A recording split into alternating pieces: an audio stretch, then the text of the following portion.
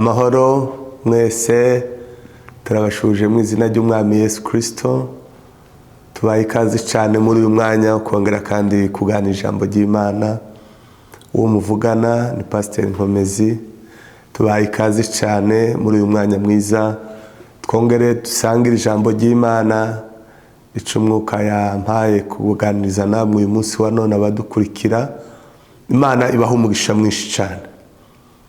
Rero mbere yuko dutangira ijambo ryacu ry'uyu munsi, reka dusenge Imana kugira ngo iri jambo rigire uwo rifasha, rigire uwo ritera imbaraga, rigire uwo rifasha, kuko umwuka w'Imana niwe uzuduha kumva, niwe uzudufasha uburyo dushobora kumva ijambo ry'Imana rikatugiraho imbaraga kandi rikadufasha muri byose. Rero reka dusenga Imana tuze kuganira ijambo ry'Imana. Mwami Yesu, ndagushima uyu mwanya mwiza uduhaye kugira ngo tubashe kuganira ijambo ryawe. Bene data bose badukurikira ubaha umugisha, babashe kumva icyo washatse uyu munsi wa none. Buri wese ahari ndamusengeye kugira ngo niyumva iri jambo ryawe ribashe kumukomeza kandi ribashe kumuha imbaraga. Urakoze, ni mu izina rya Yesu Kristo we Nazareti tubisabye kandi tubishimiye, amen. Twongeye kandi kubasuhuza, mwegere, Imana ibaha umugisha. Turihanganisha abantu bagiye babura ababo, bagiye bahura n'ibibazo byo gupfusha. Tubahaye mpore cyane kandi Imana ikomeze ibihanganishe, kandi n'abantu bagenda bahura n'ibibazo bitandukanye, Imana ibane namwe, Imana ibabe hafi kugira ngo ibahumurize. Rero uyu mwanya wa none umwuka yampaye ijambo nifuza ko tuganira namwe uyu munsi. Turi busange mu gitabo cy'Abakorinto ba mbere ibice 10 ku murongo wa 13. Iryo ni ryo jambo nifuje ko tuganira uyu munsi wa none. Muri icyo gitabo turebere hamwe niki dushobora kuganira uyu munsi wa none. Reka dusome mu izina rya Yesu. Haravuze ngo Abakorinto ba mbere 10:13, haravuze ngo nta kigeragezo kibasha kubageraho kitari rusange mu bantu, kandi Imana niyo kwizerwa kuko itazabakundira kugeragezwa ibiruta ibyo mushobora, ahubwo hamwe n'ibibagerageza izabacira kanzu kugira ngo mubone uko mubasha gucihanganira. Amen.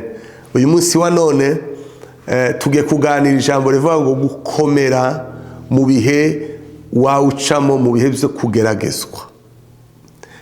Gukomera cyane mu gihe uri murageragezwa, mu gihe uri muraca mu ntambara, mu gihe uri murageragezwa, kuko buri muntu wese ageragezwa ukwiwe, kuko ubuzima bwacu bwose bwo kuba umukristo ni ubuzima bugeragezwa, ni ubuzima bw'intambara. Umuntu atandukana n'intambara, umuntu atandukanwa n'ibigeragezo iyo avuye mu mubiri. Ariko uyu munsi wa none ndaganira n'abizeye Umwami Yesu, n'abo Yesu abereye umwami, kugira ngo mubashe kumenya ko iki gihe ni igihe abantu bari mu ntambara, abantu barimo barageragezwa, kandi muri izo ntambara, muri uko kugeragezwa, bamwe barimo baragenda bashira imbaraga, abandi baragenda bananigwa, abandi baragenda babishobora. Ariko uyu munsi wa none nshatse kukubwira gukomera, kudatsindwa, kudacogora mu gihe uri murageragezwa. Amen. Uyu munsi wa none rero niryo jambo nifuza ko tuganira uyu munsi wa none. Hariho ibintu bine bikomeye cyane biri muri iri jambo nifuje ko tuganira. Yesu yabanye natwe, Yesu aduha agakiza, Yesu ni umwami, agiye mu ijuru, asize isezerano rikomeye cyane. Aravuga ngo Mana, ndasengera aba bantu uzabarindire mu isi. Bisobanura ngo hano mu isi duhura n'intambara, abakijijwe, abizeye, duhura n'intambara zikomeye mu isi yo mu mwuka. Hano hantu rero mu ntambara, nimba ufite intambara wawucamo, ugomba kubanza kureba ngo ese izo ntambara cyangwa ivyo bigeragezo n'ibigeragezo bikomoka hehe. Iyo ntambara wawugwana nayo, ico kigeragezo wawugwana naco gikomoka he? Kubera ko hari uburyo bwinshi duhura n'ibigeragezo. Ibigeragezo bigira amasoko menshi atandukanye. Uyu munsi rero wa none ugomba kubanza ukiga ugasobanukirwa intambara uri muracamo ni intambara imeze gute, ni intambara iva hehe, ni intambara igana hehe. Iki kigeragezo nayo mpura naco cyakomotse gifitiye intego cyangwa gishaka iki mu buzima bwanje. Rero intambara yose nta ntambara yoroshe. Mu ntambara habaho gupfa, habaho gukomereka, habaho gukira, hakaba no gutekwa. Rero uyu munsi wa none ndifuje ko tuganira aya magambo makeya mu byo wawucamo mu ntambara cyangwa mu bigeragezo wawunyuramo. Ikintu cya mbere banza umenye iyo ntambara yawe, icyo kigeragezo ni kigeragezo gikomoka he, kiva he, giteye gute, kiragana he, kiza gifitiye intego. Iyo umaze kumenya rero intambara ugwana nayo, niyo umaze kumenya nawe ugwana nabo, biguhesha nawe kwitegura no kumenya uburyo iyo ntambara uyigwana. Haleluya. Ishobora kuba ni intambara yoroshe ariko bitewe n'uburyo uyigwana, cyangwa ishobora kuba ari ikigeragezo coroshe ariko bitewe n'uburyo ukigwana kikakuviramo gutsindwa, kandi cyari ikigeragezo coroshe ariko bitewe n'uburyo wacitwayemo n'uburyo wakigwanye bikakuviramo kunanirwa cyangwa no gutsindwa. Nshuti zanje, bene data, dusangiye umwami Yesu, dusangiye kwizera, dusangiye umukiza, dusangiye umwuka wera. Reka rero tuganire kuri iri jambo. Yesu hano mu byanditswe Paulo yandikira abakorinto yarababwiye ngo nta kigeragezo kibasha kubagira kitari rusange mu bantu. Ico ni ikintu cya mbere mugomba kumenya. Ikigeragezo wawucamo, intambara wawucamo, menya neza yuko ari rusange mu bantu. Hari abantu musanga ico kigeragezo, hari abantu musangiye iyo ntambara, barahari benshi. Rero muri abo bantu benshi hari abatsinda, hari abatsindwa. Rero uyu munsi wa none reka kwiheba, reka gucika intege, kuko iyo ntambara nico kigeragezo wahura naco kiri mu bantu benshi, kiri rusange mu bantu.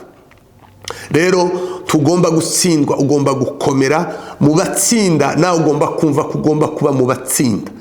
Mureke mbabwire abagaragu b'Imana bafite Yesu, dufite Yesu umwami wacu tugwanire intambara z'uburyo bwose, yaba izo mu mwuka yaba izo mu mubiri. Izere neza yuko Yesu ari kumwe nawe. Uri muragwana, uri muraca muri ico kigeragezo, uri kumwe na Yesu. Hano Paulo yabwiye abakorinto, arababwira ngo mu bigeragezo mucamo ni rusange mu bantu. Reka nkubwire, komera. Hari abandi baba baca muri iyo ntambara urimo, hari ababa baca muri ico kigeragezo urimo. Rero ugomba kuba mu banesha, ugomba kuba mu batsinda. Nico mbasabira uyu munsi wa none. Intambara wawugwana nayo tutekereze ko ari wenyine, ahubwo wumve ko ni rusange mu bantu. Hari abandi baba bayigwana kandi bazanesha. Twese birashoboka ko twohuza intambara ariko uburyo tuzigwana zigatandukana. Rero ugomba kumenya ngo ndagwana gute intambara, iki kigeragezo ndacihanganira gute. Haleluya. Rero iryo ni ijambo rya mbere rikomeye cyane mugomba kumenya. Ugomba kumenya ko intambara wawunyuramo, ikigeragezo cyaba icy'ubukene, cyaba icy'ubupfakazi, cyangwa cyaba icy'ubupfubyi, cyangwa ikigeragezo icyo ari cyo cyose wawe ushobora guhura naco. Hari abandi nabo bahuye naco, hari ababahura nabo. Rero hari ababanesha, hari ababatsinda ico kigeragezo. Rero nawe tugomba gutsindwa, ugomba guhagarara mu mbaraga z'umwami Yesu, ukegera Yesu kugira ngo mubane nawe mu rugo rugamba.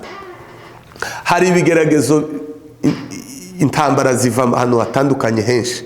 Hari abahura n'ikigeragezo kiva mu isezerano. Ubunini bw'isezerano ufite nibwo ntambara uhura nazo. Ubunini bw'inyenyeri kuriho, ubunini bw'ubwiza ufite, ubunini bw'imbaraga z'ica Imana yakuremeye. Ugabwaho n'ibitero byinshi kugira ngo bariganye isezerano rikuriho, cyangwa ubashe gucogora kugira ngo tugere ku cyo Imana yagusezeranyije. Hari abantu rero benshi batazi nimbi iki kigeragezo na impura naco ari ikigeragezo c'isezerano.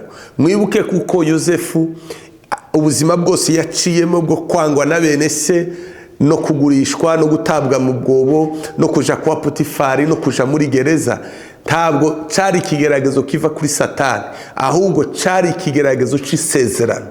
Isezerano biri tugira ngo niryo ryageragezaga Yosefu. Amen. Rero ugomba kubanza ukicara ukamenya ngo se ubu bwoko bw'iki kigeragezo, ubu bwoko bw'iyi ntambara gikomoka he. Birashoboka kuko ivyo uri muracamo n'intambara n'ibigeragezo wawucamo ari isezerano uhetse. Amen. Ari isezerano uhetse, uri uw'agaciro, ufite isezerano rikomeye. Rero abantu bose bafite amasezerano, bafite inyenyeri ku buzima bwabo, bafite icyo Imana yavuganye nabo, mugomba rero no kwitegura guhangana no gucishwa aho Imana ishaka kugucisha kugira ngo iryo sezerano rizasohore. Iryo ni isezerano, izo ni intambara zimwe rero duhura navyo. Rero ibigeragezo zose si zo gukomesha cyangwa si zo gucaha mu izina rya Yesu cyangwa kwamagana mu izina rya Yesu. Oya, hari ibigeragezo bimwe biza bihetse isezerano. Haleluya. Urugero ni Yosefu, intambara yahuye nazo ryari isezerano yari afite byamugeragezaga, ariko Imana ibana nawe muri iryo sezerano, ariko Imana iramuyobora ahantu gusa muri iryo sezerano. Yosefu yabashije kwigwanirira ni mu gihe yahuye n'ikigeragezo cyo gukora icyaha. Mu ntambara z'isezerano, mu ntambara z'ibigeragezo, mu bigeragezo by'isezerano cyangwa mu ntambara z'isezerano, ikintu dusabwa kwirinda ko umuntu ufite isezerano, ugomba kwirinda gukora icyaha mu isezerano. Rero iyo abantu benshi bakora ibyaha mu isezerano bibaviramo kugwa no kunanirwa cyane. Yosefu ahandi hantu hose kwangwa na bene se no kugurishwa no kujanwa hese, nta hantu Bibiri tubwira ko yabashe kwigwanirira, ariko aho yabashije kwigwanirira kugaragaza uruhare rwiwe rwo kugwanya kwigwanira ni mu gihe hari ikigeragezo cyo gusambana cyangwa cyo ko yakora ikintu gituma Imana arakaza Imana cyangwa ababaza Imana, kuko yagendanaga n'Imana. Rero mu ntambara y'isezerano ugomba kwirinda gukora icyaha cyangwa gukora ikintu cyose cyababaza Imana mu gihe cyo musezerano. Ariko iyo uri mu kigeragezo cy'isezerano, iyo uri mu ntambara y'isezerano, reka Imana ikugwanirire, we umenye uburyo uri bwitware muri iyo ntambara. Haleluya. Rero hari irindi jambo rikomeye hano Paulo yavuze. Yaravuze ngo nta kigeragezo kibasha kubageraho kiri rusange mu bantu. Ijambo rya kabiri ngo Imana niyo kwizerwa, tishobora kwemera kugeragezwa ibirenze ubushobozi bwawe. Haleluya. Imana yacu niyo kwizerwa. Imana ya Ibrahimu na Isaka na Yakobo, Imana yaremye ijuru n'isi, umwami Yesu ntabwo ashobora kutwemerera abayo, ntabwo ishobora kutwemerera kugeragezwa ibigeragezo birenze ubushobozi bwacu.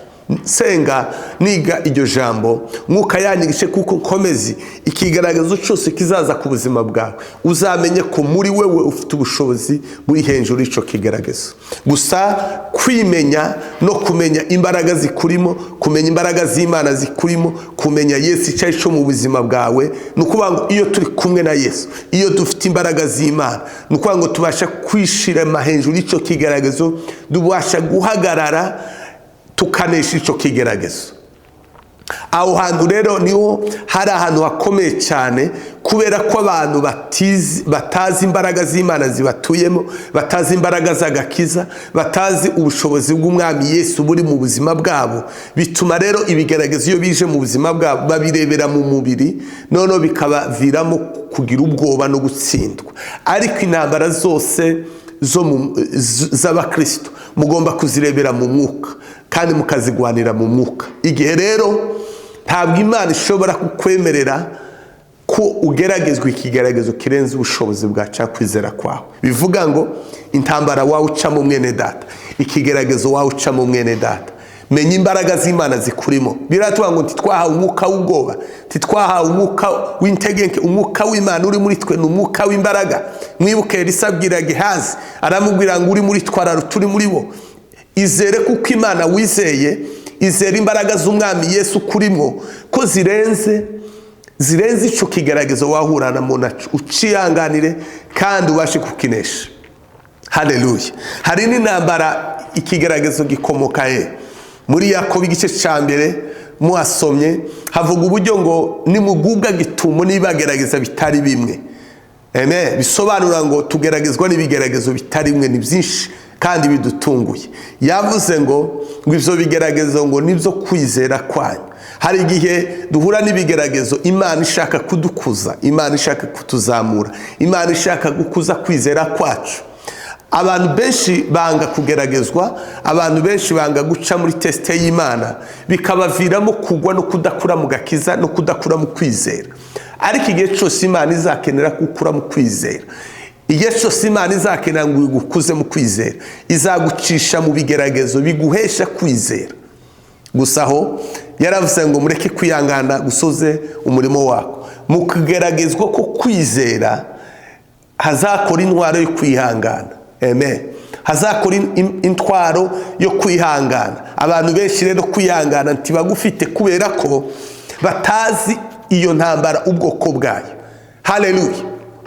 Haleluya. Murumva ko izo ntambara zose mvuze zibiri ntaho Satani ari. Hariho isezerano rirakugerageza. Ijambo rya kabiri, Imana irakugerageza kugira ngo irebe kwizera kwawe, irebe urukundo uyikunda, irebe kwihangana uyifitiye, irebe imbaraga kwizera uyifitiye. Imana iducisha muri ivyo bihe byose abayo Imana irabakoresha. Muzamura indirimbo mukavuga ngo Mana uncure kandi umvugutire.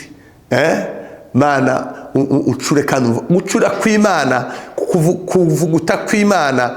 Mureke rero Imana idukuze kwizera, kandi ko kwizera, gukura mu kwizera, hari ibigeragezo bigomba guca ku buzima bwacu kugira ngo dukomere, tuba abagabo b'imbaraga bo kwizera, tuba abagore b'imbaraga bo kwizera, biciwe no mu ruganda twaciyemo ibigeragezo. Ibigeragezo ni uruganda Imana izicishamwa bayo kugira ngo ibakomeze, babagore bafite kwizera, babagabo bahungu n'abakobwa bafite kwizera gukomeye bitewe n'ubuzima Imana yemeye ko bacamo. Kandi Imana izigucisha muri ivyo bigeragezo, izi n'inzira izagutabariramo. Haleluya.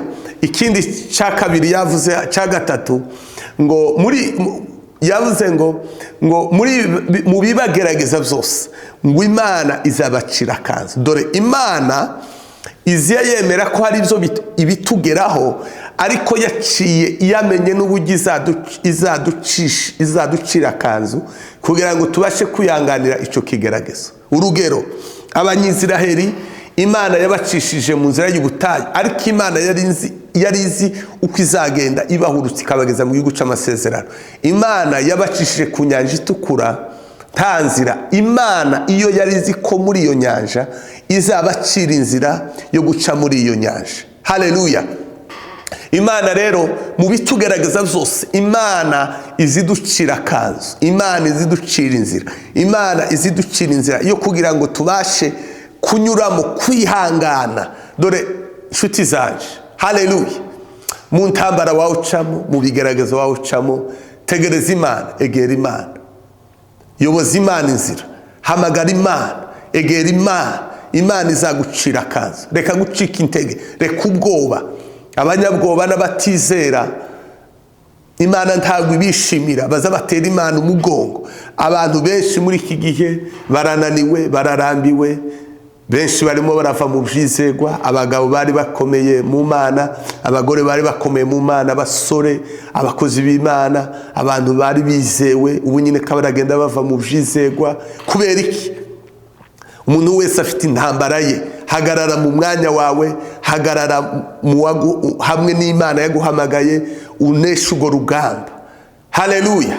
Rero uyu munsi wa none mu majambo makeya, niryo jambo nari nshatse kubahuguriramo no kubakomeza mu zo mwamunyuramo uyu munsi. Abantu badashobora kuba bazi, inshuti zawe zitazi, abavandimwe bawe batazi, umugabo adashobora kumenya, umugore, abana, abavyeyi, abapasteri bacu badashobora kumenya. Ariko reka mbabwire, ivyo wawe camo byose ihangane, Yesu ari kumwe nawe.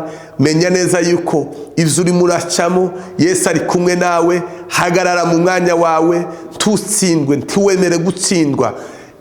Ibiza bifasha rero abantu guhagarara neza no kurwana iyo ntambara mu buryo bwiza. Ni ibintu bitatu bikomeye cyane. Ikintu cya mbere ni ukuyoboza Imana inzira, ni ugusenga, kabwira Imana ukayihararika mu ntambara wawe unyuramo. Apana kwiyemera, apana kumva ko ari intambara isanzwe cyangwa ari intambara yoroshe cyangwa ari ikigeragezo ugisuzugure. Nta ntambara yoroshe ibaho mu isi yo mu mwuka. Intambara yose dukeneye gutabaza Imana. Tabaza Imana ize ibane nawe muri iyo ntambara, muri ico kigeragezo. Tuyisuzugure, nta ntambara yo gusuzugurwa, nta komera, uhamagara Imana. Jambo rya kabiri ni ukwegera Imana, ni ugusenga. Senga ku manywa na nijoro, hangana, emera guhangana. Gusenga ni uguhangana. Jambo rya gatatu ni ukwirinda kwigwanirira cyangwa kugwanira intambara yo mu mwuka mu mubiri. Abantu benshi baragwanisha intambara yo mu mwuka bakayigwanisha umubiri, bikabaviramo kugwa no kunanirwa cyane. Bene data, Imana ibakomeze, Imana ibaha umugisha, ndabaturira umugisha. Abageragezwa, naje ndageragezwa, mfite izo ncamo, n'undi afite iziwe, ariko mureke abizeye Imana, abahagaze mu kuri, abafite Yesu nk'umwami, abo Yesu akibereye umwami, muhagarare, muhamagare Yesu. Yesu ari kumwe natwe, Yesu arashoboye, Yesu yaranesheje, abamufite bose baranesheje. Abantu bose ntibazava mu byizegwa, abagore bose ntibazananirwa, abagabo bose ntibazananirwa, abasore n'abakobwa bose ntibazananirwa. Rero muri abo batazananirwa, nawe ndakwifuriza gukomera ku munsi mubi. Komera, hayigwa bihangani bagerageza, hari amakamba Yesu azatwongerera, hari amasezerano. Tugomba gusenga kugeza tugeze ku Imana yadusezeranyije. Abaguye, abananiwe, abacogoye mu rugenzi, hari amahirwe yo kwihana no kongera kandi mukizera Yesu. Akongera kandi Yesu yuzuye urukundo, Yesu yuzuye imbabazi. Abananiwe mu ntambara, abatsinzwe ku rugamba, abakomerekejwe n'intambara, abatetswe n'intambara, Yesu ni umwizerwa. Yesu aracateze amaboko. Ongera kandi umwegere, ongera kandi wemerere Yesu, yongere umuhe umwanya mu buzima bwawe. Arakubabarira. Abafite imitwaro, mureke Yesu, tuyikoreze Yesu, murebe igitangaza Yesu adukorera. Yaravuze ngo mutabazi ndabatabara, mbereke ibikomeye. Imana ibaha umugisha, Imana ikugwanirire, Imana ikuneshereze, Imana iguha imbaraga, tucika intege. Abageragezwa natwe turahari, Yesu aratugwanira umunsi ku munsi. Wumva intambara wagwanaho ni rusange mu bantu, kandi muri abo benshi nawe ugomba gutsinda. Yesu ari kumwe nawe kugira ngo akugwanirire kandi ugwane uri mu ruhande rw'umwami Yesu. Reka mbasengere, mbasabire umugisha.